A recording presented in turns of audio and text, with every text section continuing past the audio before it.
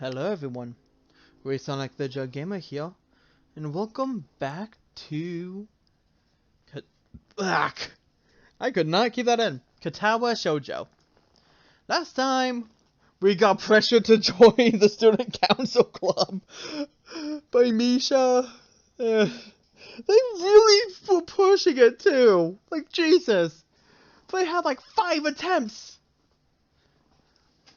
During afternoon classes, the long-haired girl comes back and sits down in a seat without a word. Again, no one seems to notice, or if they do, no one says anything. I'm gonna ask Misha about it, but I don't want to be nosy. After school, Shizune and Misha quickly find me by the first floor lobby, lash onto me, covering each flank in case I might try to escape. I feel a little offended, but I've been considering it. Nevertheless, I'm a bit distracted. Well, I'm a bit disturbed that enough people have made a break for it in the past that they're on their guard. What's with the escort? This doesn't make me feel very comfortable. In fact, it makes me feel like a dangerous prisoner being transported to a cell. Honestly, we very well might be. What's wrong, Ki-chan? That's right, we're just going to play a game of Risk, remember? I don't know, Misha seems a little sinister to me. Still thinking that when we sit down to play the game, they'll tie me down and torture me until I agree to join the student council. Honestly, I would not be all that surprised if they did. Not at all. Well, that's highly unlikely, but still, for some reason it just seems like it would be so plausible. Get to the student council room is as simple as turning 2 corners from where we started. What? That's it? This makes you guys being so on top of me seem a little silly. That's not true, He-chan. She-chan says that when their life is threatened, people have shown the capability to pull off superhuman bursts of speed. Life is threatened? Her expression unchanging, Misha signs something amusingly to Shizune, who makes a baffling face and puts her hands behind her back, looking pleased with herself. Misha feigns deafness and hums cheerfully. Stop that, I know you heard me. You have no excuse, unlike Shizune. Shizune opens the door to the student council room. It's very plain, sparsely decorated, although it is quite large. Maybe even a little larger than a classroom. There's a big table in the center, surrounded by chairs and smaller desks prominently placed in the back that I assume is Shizune's. There are a few regular desks and chairs stacked on one side as well. Extras, perhaps? Aside from the tables and chairs, the room doesn't have much else to offer. Just a couple of filing cabinets, a bookshelf stacked with old school records and documents. Not much else, in fact, nothing else. This is a pretty bleak room. They could at least put a potted plant in here or something. But the most noticeable thing that this room doesn't have is other people. Are we Oli? There's only 2 of them. No? What do you mean no? Does it mean nobody else is coming today? Yeah, that's right. Before I managed to ask why the case, Shizune claps her hands together very energetically. He-chan, let's play Risk. Come on, you promised, didn't you? You have to. Okay. Do you want to know the rules? We can explain it to you while we set everything up. While Misha is talking, Shizune takes out what looks to be a board game from behind one of the filing cabinets and throws it on the table. Actually, this looks kind of interesting.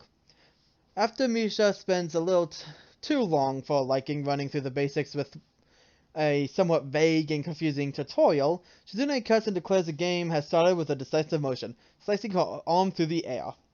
Shizune's aggressiveness is rubbing off onto me. I start feeling more competitive than I intended to when I agreed to this.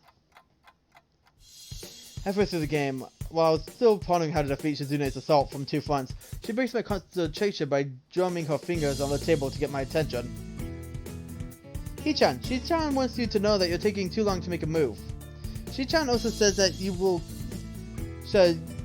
let you keep Australia if you agree to join the council club. I thought this was a game with no strings attached.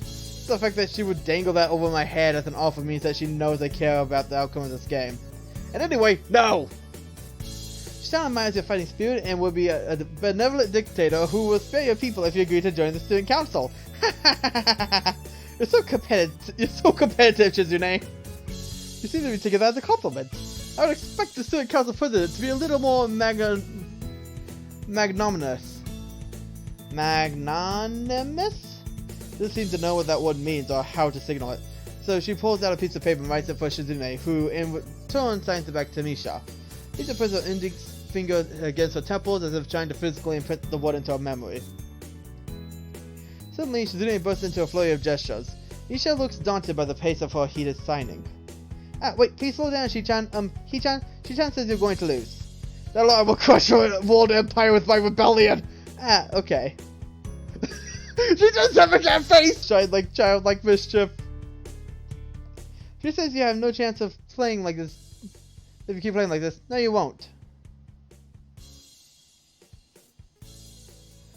I will fight! I will not lose! I have time on my line! Looks like she's trying to psych me out. Get the board again. I have a pretty good defense set up, so I'm not going to wreck if I am doing something reckless. That's a few turns.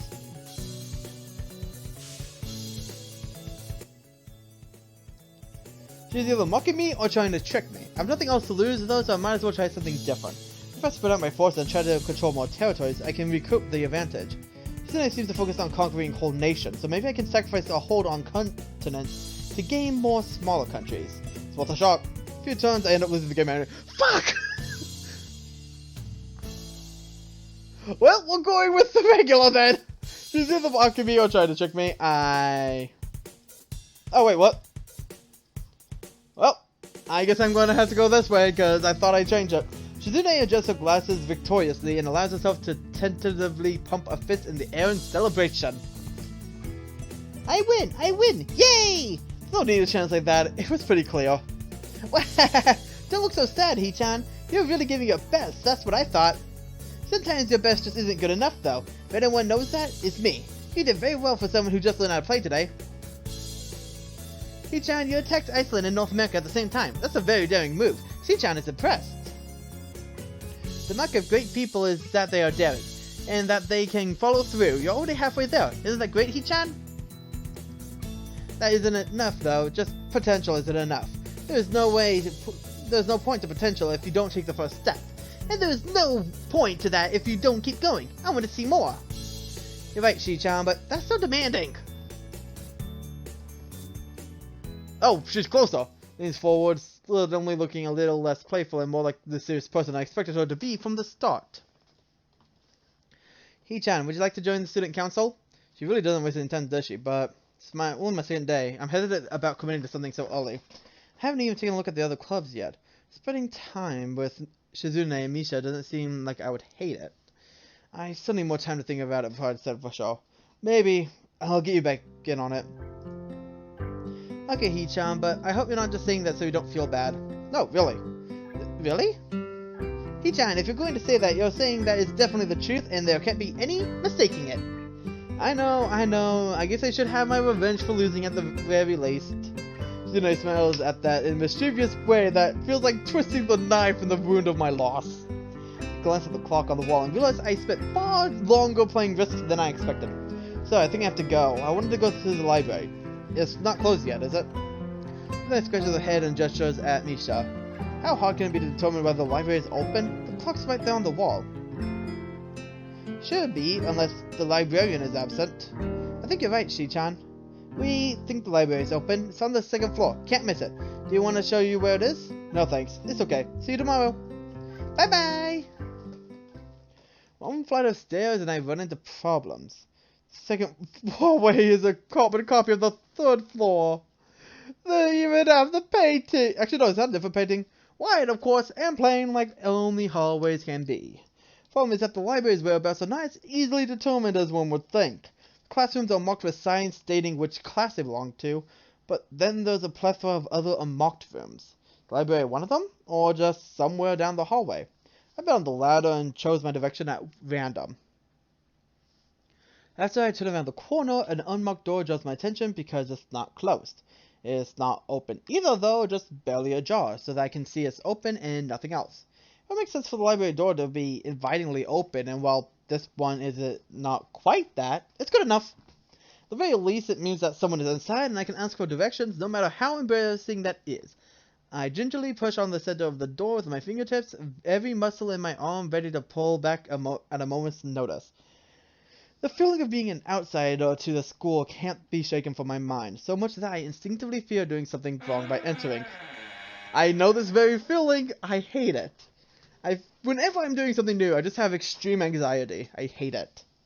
The door slowly creaks as if groaning from a deep sleep, though it is much easier to open than I anticipated. Leaning over and poking my head even further inside to gain sight of the room as fast as possible, the meek "hello" on my lips is quickly snatched away. Hey, it's Lily! It's the one from the convenience store video that I mentioned in part 2. This is not as I expected. Honestly, let the door open to its full extent, taking in the sight of the solitary figure taking center stage and the otherwise abandoned room. Situation steals my voice, leaving me standing at the doorway staring at the beautiful girl. Evidently, having taken her time to assess the situation, the girl gently puts down her teacup and opens her eyes, but doesn't look at me. Hello there, may I help you? Staring directly in front of herself, the movements of her lips seem to break the silence rather than the words. However, it's the soft, measured voice that reminds me she's a being separate from the room itself. Not only is she likely the tallest girl I've laid eyes on, someone hasn't played Resident Evil 8, but then again, this takes place in 2007, so... Not only is she likely the tallest girl I've ever laid eyes on, but even among the foreigners, I bet she's strikingly distinct. Hi, sorry for cheating, I was just kind of lost. She takes a moment to formulate a response before speaking. Every action she takes feels as if it's carefully choreographed beforehand. Care to take a seat? Unexpected, considering that I'm intruding upon her. Thanks. I slowly step towards another seat, opposite of her, girl resting the teacup and sauce on the wooden table in between. The way she doesn't track her movements with her head is telling. That and the slight cloudiness in her eyes means that she must be at least partially blind, like Kenji. Come to think of it, her voice doesn't have any detectable accent either. I guess she must be half Japanese. As I take my seat, her composure takes me slightly off guard. Her air of relaxed confidence makes the silence entirely comfortable. The atmosphere is so very different from the student council office. I take it you're the new student to Yamaku? Yeah, I just transferred in yesterday. I get the distinct feeling my speech patterns don't match the formality of ours. Can I stop? Blah blah blah. Accentuated by her restrained bow of greetings. One which I hasten to match before realizing the futility of the action. I'm Lily Satao. Pleased to meet you. Hisao Nakai. She gives a nod before gesturing roughly in the direction of her teacup.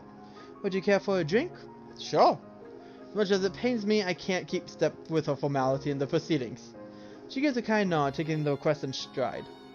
Without another word, she steps off the chair and prepares a second cup of tea from a collection of supplies laid out among a shelf. Her brush here, a brush there, her left hand often slightly touches the side of whichever container she's pouring into. Seems to be a process she followed dozens of times before.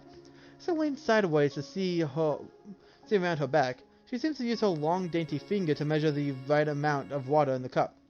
It's one thing to see the different disabilities the students in my class have, but it's quite another to see how everyone seems to adapt. Shizune and Misha has no problem working together to communicate to me.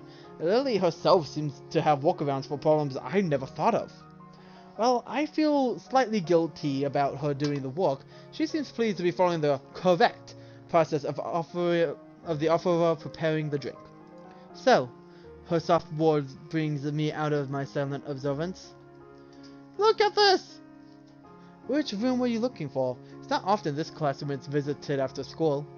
The school library. Shizune and me, some classmates told me it was on this floor. She finishes pouring water into the teacup as she nodded. Small metallic tapping coming from the teacup indicated it being stirred. I'm aware of Miss Hakamichi, as are most students. To be with them means you're in class 3-3, no? That's right, I'm in the science room with Muto. She gives a small giggle before setting down the teaspoon and slowly walking towards the table, teacup and saucer in hand. He's quite a character. I imagine you'll come to like him most do. As she sets down the teacup, I gently take it and have a sip. What are these teacups? I'm really more of a coffee person, but this seems like a rather bad moment to bring it up. Nevertheless, the smell quite nice. I hardly think it'd be hard to choke down. Thanks, Sato. It tastes really nice. She smiles and quickly waves her hand in front of her face. Lily, please. There's no need to be formal. She says this in spite of her exceedingly well-bred speech. Oh well. I guess I should try and ask her about herself, as it really does seem as if she's catering to me. So, which class are you from? I imagine it's one of the third year's classes? Correct. I'm in class 3-2, which is on the third floor, same as yours. It's taught by Miyagi, and is specially for both blind and partially blind students. Oh, it's specifically for both blind and partially blind students. I see. Sorry. I feel like slapping myself for the fox paws. Looking at her face, though, she doesn't seem to be at least My, there's no need to change your speech on my account. Sure, sorry. I guess I'm really showing my newness here. An environment like this would be a big change, so I can't fault you for it. Well, the same can't be said for everyone. Many have come to terms with their conditions. A category which would include her, it seems. All too ready to jump ship from this particular topic, I segue into another. Do you come here to drink tea often? It's a really nice place. Thinking on it, it might be her version of the place behind my school that I like to have lunch at. I come here fairly often during lunch times. My duties as class representative don't leave enough time for an official club, so a friend and I use this room for having tea. Class representative, huh? I love that his facial actually changes. I love that these actually change for the different, like, motions. It's nice attention to detail that you don't get sometimes. Compared to Shizune, her mannerisms seem to be almost completely opposite. While Shizune is blunt and fiercely driven, Lily seems relaxed and calm, almost aloof. Come to think of it, she might be useful for a less biased view of the school clubs. What kind of clubs are there to join? The more popular ones are the track and field clubs, which use the field nearby to the school during lunchtimes, baseball club and the book club in a room near the library. There are also numerous small ones too, though, such as the art and music clubs. At a time when I'm just wanting to get off my feet, rushing into a club right away seems slightly unappealing. One of the schools shares the same rule as my old one. Is it compulsory to join a club? It isn't, though it is encouraged. Oh, good. That's the relief. I'm really letting my guard down around this girl to let such a thing slip out. The fact seems to slightly amuse her. Yeah, she's full on smiling at us, dude. Not wanting my tea to get cold, I finally start drinking it as Lily does the same. They look over to the window over her shoulder. I notice the light coming into the room has a distinct orange tint. Even here, time doesn't stand still. Huh, the time's gone quickly. Sorry? Right, she's blind. Of course she can't see the sun setting.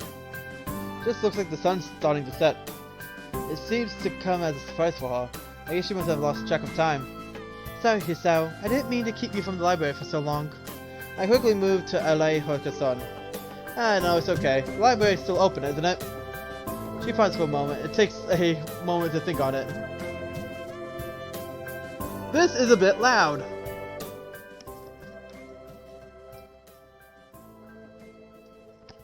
Hopefully this works. Because this is actually loud. Just to be safe. Okay, let's go with this. Might be a bit too soft now, but it should be fine. She probably takes a moment to think on it. Probably something I should have asked Shizune when I had the chance, but Lily seems likely to know in any case. True, it's open until 6:30 during weekdays. A quick glance at my watch confirms I have well enough time to get there. I might get going in that case. It's been nice talking with you, Lily. She smiles and gives a deep nod, her hands still neatly folded on the table in front of her. It was my pleasure. Come to think of it, shall I show you to where the library is? Can probably ask for more help. I should be able to find it all right. Well, unless my navigational skills fail me. Which they seem to have a habit of doing. It's alright, I was going to be talking to the librarian there in any case. I could introduce you. This gets better and better. It's pretty hard to deny her offer. If you're sure, then that'd be great, thanks. She stands up to follow me. She takes hold of a straight retractable cane that has been slipped into a handle of her bag on the floor. Compared to the cane that a boy in my class had, Lily's looks much thinner and longer. His must be for support, where Lily's is for navigation. Together we leave the peaceful room and enter the empty hallway on the way to the library. Side by side, my pace carefully slowed to match hers. We slowly walk through the hallway. It doesn't take long for us to arrive at the door to the warm-looking room, apparently situated in the center of the floor rather than either wing. Ladies first. She gives an appreciative smile at the gesture, taking the lead as we file in. To the left is the wooden library counter, with the library proper being on the right. It easily dwarfs my old school's library, with a distinct smell of old books giving the place an almost old-world air. Though there doesn't seem to be a lot of students here. Considering the time, it isn't a big surprise. Everyone probably is either in the school grounds or the dorms. Yuko, are you here? She says to the thin air, since the librarian doesn't seem to be present. And of course, Lily can't see this. What's unexpected is that it jars a reaction. Something from under the counter thuds against it, followed by a quiet wail. Aww. The origin, apparently the librarian, quickly crawls out and bounces up to extremely rigid attention. Hi Lily, how can I help you? Her voice restrained in a failing attempt to sound casual, and she's rubbing the back of her head. Good afternoon. What happened just now? I heard a strange noise. It's nothing, I just hit my head. See, I dropped an eraser under my desk, and while I was looking for it, a pencil dropped, and when I was looking for both of them, you came and surprised me. Are you alright? I'm sorry. I couldn't know. It's okay. It's okay. Sorry for making you worry. This is nothing. I've had worse happen to me. She quicked to reverse Lily's apologies, almost practically trying to push them aside the possibility that she could be in any way inconveniencing by bashing her head on the counter. Yes, but things have happened. The girl fidgets with her fingers, as Lily doesn't seem to drop her concerned expression. That's a concerned expression. She almost looks like she's smiling a bit. And then she shuffles some papers around the counter for no reason. A little shorter than Lily, replete with glasses, freckles, and a very troubled look. She seemed to fit a librarian perfectly. Ah, Lily, did you get my message? Message? Oh, the 2 important books that arrived? Right. They finally came. I can't believe it took so long, but... Amidst her celebrations, partially for managing to change the topic, I'm sure, she notices me from the corner of her eye and freezes on the spot when she does. Oh, no, I'm sorry for not noticing you before. Did you need to check out a book? Or return one? I'm sorry. The way she can quickly shift between moods is a little unsettling. He's with me, Yuko. This is Hisao, a new student. Hisao, this is Yuko, the school librarian. Pleased to meet you. Hisao, right, Hisao. Pleased to meet you, Hisao. For a second, she visibly attempts to engrave the name on her mind so she won't forget it. Yuko often arranges to import foreign books in Braille for me. Would you like to tell Hisao a little something about the library? Lily's innocent suggestion is met with an expression of abject terror. Please, Lily, I can't. I don't know what he could be interested in. This is too much responsibility. How is it any responsibility at all? I don't get it. But her objection is so sincere, I don't doubt for a second that she would rather disembowel herself on the spot than tell me where the light novels are. But, so, there are a lot of books in Braille here? I attempt to save the day by asking the first thing that pops in my mind. It seems to work at least partially, as Yuko seems to, not exactly relax, but at least look slightly less tense. Yes, I think about 3rd or 4th of Yamuki's library is either in Braille or audio. Why did audio look weird? That's fine. Makes sense given all the blind students that'll be here. If it's only that, then how come this library is so big in the first place? Well, we get a lot of new books regularly because the library is adequately endowed. That's probably why. They spend more on new books than on my salary. Then I have to organize and shelve all of them. It's so troublesome and they weigh so much. I wish I could quit this job. A very awkward silence follows the revelation of too much information. I'll go check the aisles then, if you don't mind. Probably best for all of us if she doesn't keep talking to me. Very well. Meanwhile, Yuko, I would have those books if it's alright with you. My first impressions were right. The library is surprisingly big. Ambling down the narrow aisles, I studied the spines of the books in random order, occasionally sliding one out to read the blurb, taking it with me if it looks good. In a few moments, I have a respectable stack of books in my arms. I guess I've never been stuck for a choice in here. The normality of the library sinks in. Sure, there are large print and braille books scattered throughout, but it is what it is, a library. It's as if the calm mood from the room I had with tea with Lily is snuck in. I need to read better. It is as if the calm mood from the room I had tea with Lily in snuck with us in here. Unless it was here to begin with. Something about that puts me at ease, just like before. I reached the end of the aisle and found a collection of desks, set up for study or personal reading. Going a little further, though, I discover a nice quiet corner at the back. While the rest of the library has the odd student sitting at a desk either reading or stealthily sleeping, the back is pretty much deserted. Glance around, I see someone who I recognize sitting on one of the several beanbags. Oh, it's her! It's the dark-haired girl from my class, the one who snuck out of the classroom earlier. She's reading a book, keeping it close to her face, which makes her look like she's really into it. From the way she was acting today, I had her pegged as more of a delinquent than a bookworm. In fact, her mysterious disappearance from the classroom raises all sorts of whys in my head. Oh, who knows, buddy? But seriously, can you not see the fact that her right face might have something wrong with it? Intrigue floats slowly but surely towards the surface. Before I know it, I'm walking towards the mysterious long-haired girl. Guess there's no harm in introducing myself, as I would with anyone else. She's a classmate, after all. Walking over to another beanbag, I take a seat and lay my books set aside it. The girl starts looking scaredly up at me from underneath her fringe. This is the first time I've seen her this close. Underneath her long, dense bangs, I can see that part of her face, at least a third, if not half, is pretty badly scarred. My eyes are immediately drawn to the scars, subconsciously peeking past her hair until they met her own eyes. For a second, I am shocked and devoted my eyes to the book in her hands, for I realize that looking away probably only makes it worse. It took several seconds to collect myself and remember that I walked up to her. This is important, because I really like her. I really like the looks of this.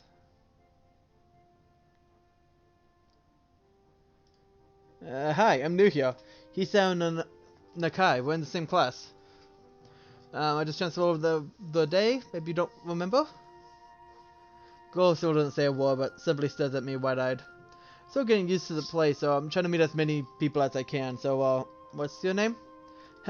Hanako. Her speech is stuttering, and so quiet that it's barely audible, even in this still library. Somehow I think that my delinquent impression of her was wrong. Hanako, eh? So, what are you reading? She gently tips the book backwards so that I can read the title, at the same time hiding her face behind it. She must have noticed me staring before. Life of Pi? I never heard of it before. What's it about? A boy and a tiger on a boat? I can see this taking some time. Sounds interesting. Is it any good? She nods from behind the book but stays silent. She looks kind of tense, a bit like Yuko earlier, but in a different way. More like petrified with terror, I say. She's shaking! No! She's shaking! Stop calling her a delinquent! Hisao, you are immoral! You are a monster! Also, yeah, she might be one of the reasons why I decided to do this. So the mysterious delinquent girl turned out to be anything but, and she is quivering in a way that makes it look like she is mortally afraid of me. The only way out of this, as far as I could tell, is to try to get a normal conversation going.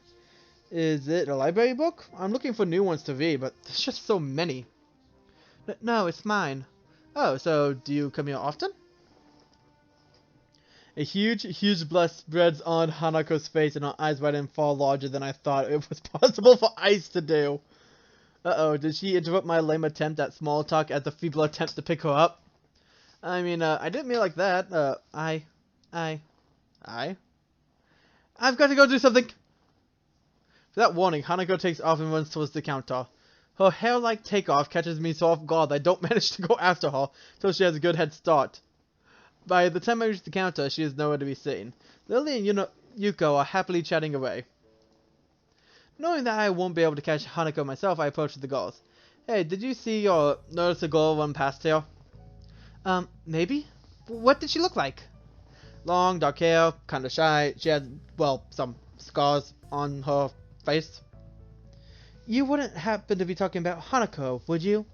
Yeah, that's all. Saw her reading and tried to talk to her, but I think I scared her off or something. Oh dear. Yuko, would you excuse me? I better try and find her. Sure. I'll hold on to these until you come back. Sure. I'll hold on to these until you come back. What's going on? I'm sorry, but I'll have to explain it to you some other time. Right, I'll see you later then. Lily hastily grabs her cane and hurries out of the library, leaving me alone with Yuko.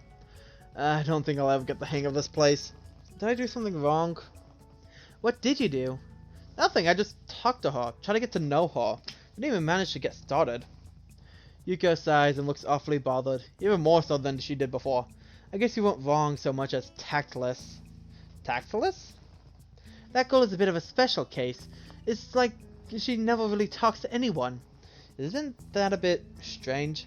I wonder. It's just how she is, I think. Yuko doesn't sound all that convincing. Then again, maybe this is just the norm around here. Everyone had their own problems, or else they wouldn't be here. Perhaps I'm being a little tactless after all. But how should I deal with these people? Force myself to act overly casually only makes me feel phony. Like I'm supposed to ignore the elephant in the room. Yuko fidgets, looking like she wants to say something to that, but resists it. I think it's an elephant only if you feel that way. I guess she doesn't have a good sense of self-restraint. Makes me smile and she blushes heavily. But what? Did that sound stupid? No, it sounded really wise. I guess you're right. It's more about me than anyone else. Neither of us had anything to add, so Yuko fills the silence by shuffling some papers around. People have papers on the desks, really like doing that. Did you find any books? I should be closing soon. I mean, this library should be closing, but I have to do it. I hope that's not too inconvenient for you. Oh yeah, I wanted some books, but I left them over there because I'll just go get them. I fetched my sack of books from beside the beanbags where Hanako and I were sitting and returned to the counter. Wow, you read a lot, don't you? I surprised myself with that too, honestly. At least when I really think about it. I have a lot of free time earlier this year, so I just kind of started reading books to fill that time. Couldn't do much else. I see. But she doesn't say anything else and just checks out my books for me. Remember, this is like 2007, so smartphones weren't exactly the norm. I guess this is what they call tact. Okay, and that should do it for this time. This is Resonic the Jug Gamer. I hope you enjoyed the series so far. Current scene, bizarre and surreal. We got our library books. We meet one of my favorite characters. I just really like their design. And I really want to get to know them. So that's my hope. Anyways, that's all for this time. This is Resonic the Jug Gamer. I hope you enjoyed the series so far. And I'll see all you guys again next time. See you guys then.